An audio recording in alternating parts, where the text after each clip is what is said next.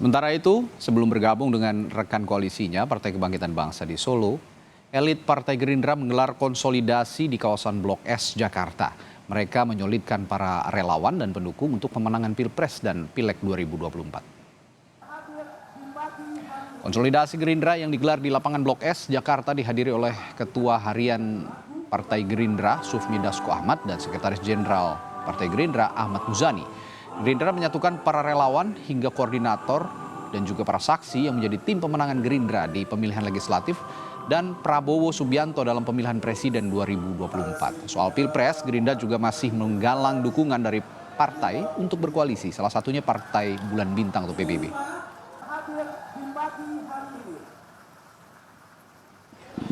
Tempo kampanye nanti kan cukup pendek, hanya 2,5 bulan, sehingga kami melakukan konsolidasi internal lebih dulu supaya kesiapan internal kami bisa lebih siap, baik dalam mempersiapkan saksi dan pemenangan-pemenangan di tingkat koordinator RT dan RW serta TPS lainnya.